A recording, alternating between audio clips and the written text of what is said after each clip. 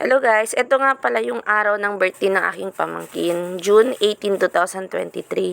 Nagbiyahe nga kami ng 20 to 30 minutes kasi madami pang stopover.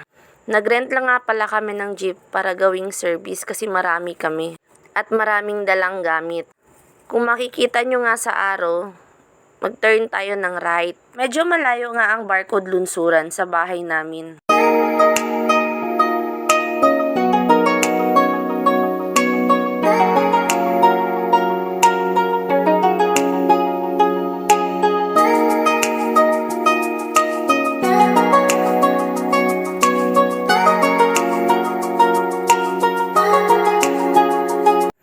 Dito na nga pala tayo sa barcode lunsuran. Dito nga pala gaganapin ang first birthday ng aking pamangkin. Anak siya ng kapatid ng asawa ko.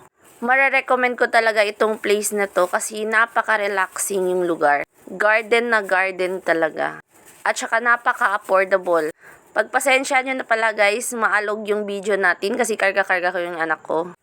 Yan nga pala yung parang parola nila. Makikita nyo rin nga sa video ang daming punong mangga at ang daming bunga. Ito nga pala sa right side na makikita nyo, ito yung mga room nila. Ang gaganda ng mga room at saka napaka-affordable pa.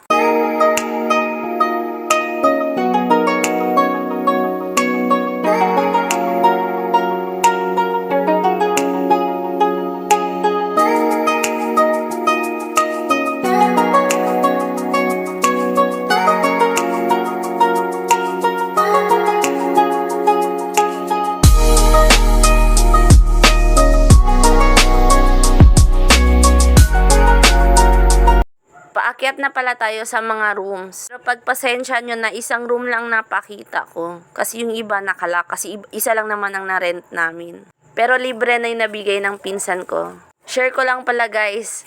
Ang may-ari pala ng resort na to ay pinsan ko. Ito nga pala yung room na na-rent namin. Family room siya. Worth 2K. 7 bed. Kasya 10 to 15 na tao. Diba napakalawak? Sulit yung 2K. Hindi pala pwede ang overnight dito. Open sila ng 10 AM to 10 PM. O diba sulit ang buong pamilya. Ito nga pala ang pool area nila. Pool area pala yung na-rent namin. Napakalawak ng lugar. 8K pala ang rent ng pool site. Included na dun yung mga upuan, tables, at may pa-stage pa sila. Kung makikita nyo nga yung mga bata, excited nang lumangoy dyan sa swimming pool. Maisingit ko nga yung cake, di ba? Ang ganda. Hindi na nga nakapagtiis. Nag-swimming na nga kami dito. Kasi yung mga bata excited na. Maaga talaga sila nagising para lang makaligo sa swimming pool na yan. Sa sobrang excited, napaaga yung punta namin dyan. Ang kinalabasan, pagdating namin, nililinisan pa yung pool. Pero naligo lang kami ng mga 30 minutes kasi 2 PM magsa-start na yung party or program.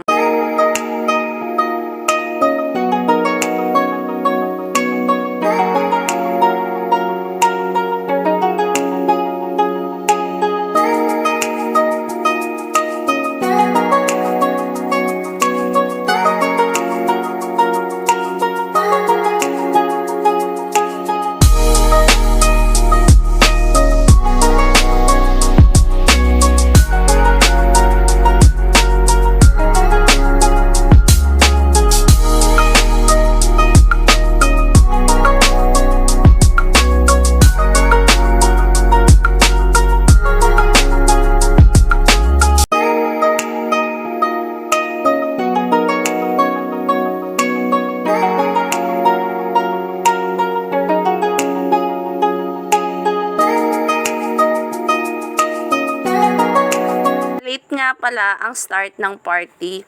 2 PM pero ang nangyari 4 PM na nag-start kasi umulan. Pero kahit late na nag-start pero nag-enjoy pa rin ang mga bata at saka mga bisita. Napakadaming bisita nga. Nga pala yung birthday celebrant yung may bunny ears sa ulo.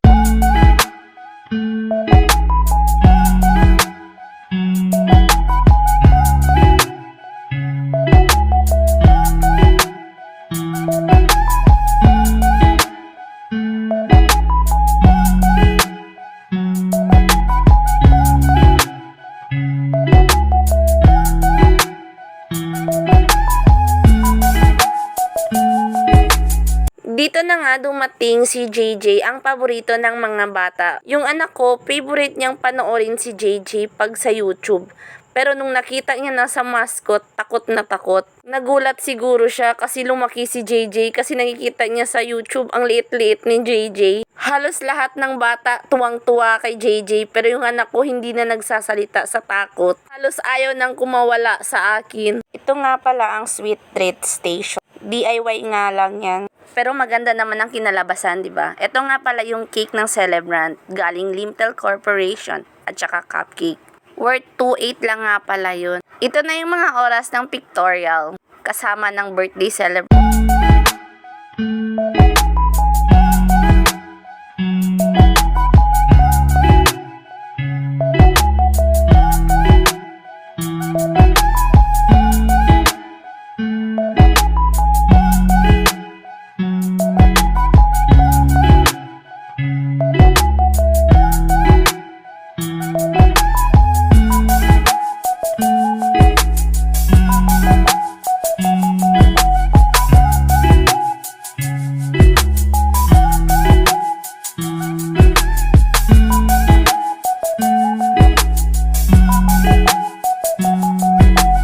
Thank you guys for watching. Please like, please subscribe if you haven't yet. See you on our next vlog. Bye!